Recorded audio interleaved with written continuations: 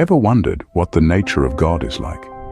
Many have tried to fathom the depth of this mystery.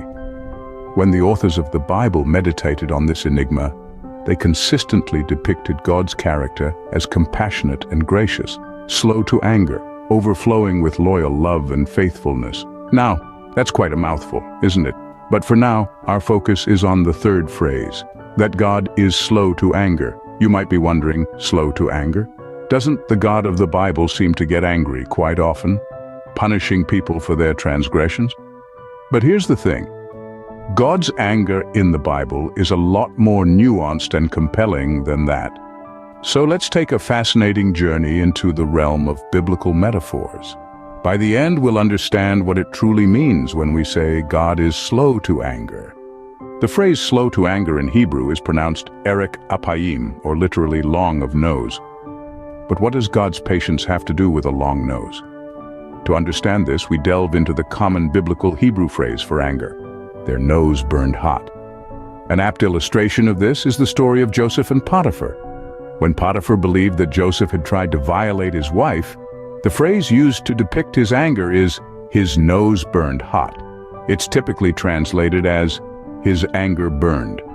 This phrase is painting a vivid picture of how your body, particularly your face, heats up when you're seething with anger. Hence, in Hebrew, the primary words for anger are either nose, heat, or hot nose.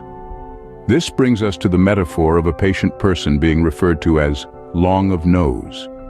It signifies that it takes a considerable amount of time for their nose or anger to heat up. This is reflected in the biblical proverb. A person's wisdom is their long nose, which essentially means their slow anger. In the Bible, God's anger is depicted several times, but God doesn't have a physical nose or get hot. These are metaphors, drawing parallels from our human experience of hot anger to describe God's feelings when he witnesses human evil.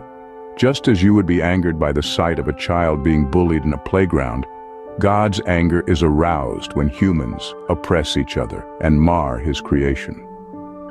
In the biblical context, God's anger is an expression of his justice and his love for the world. However, he is slow to anger, implying he provides ample time for people to change their ways.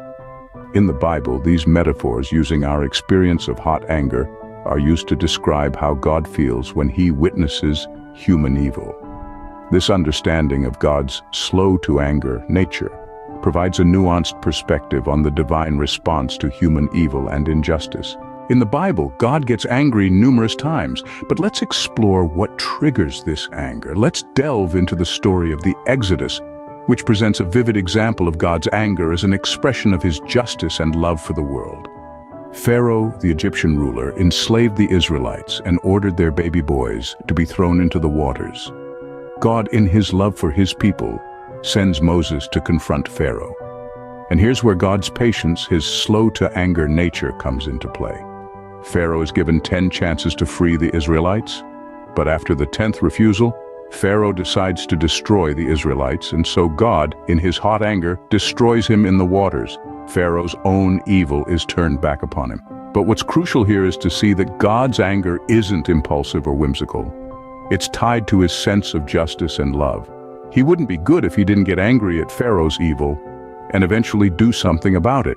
But notice that God's anger isn't expressed through arbitrary punishment, but by handing Pharaoh over to the consequences of his own decisions.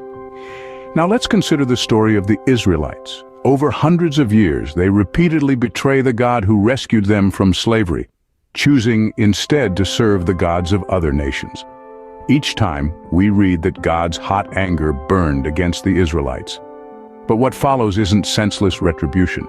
God, in his just anger, hands them over to their enemies. They wanted to serve the gods of other nations, and so God allows them to face the consequences of their decision as those nations defeat Israel.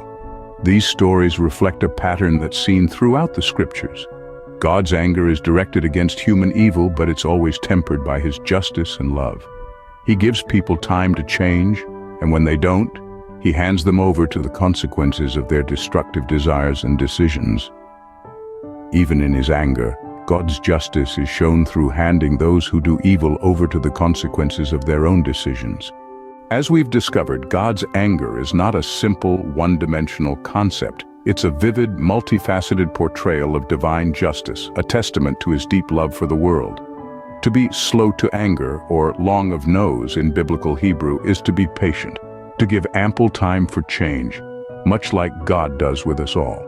In the biblical narratives, God's anger isn't about striking down at a whim, but rather, it's about handing people over to the consequences of their own decisions. It's an echo of justice, a reflection of our own actions.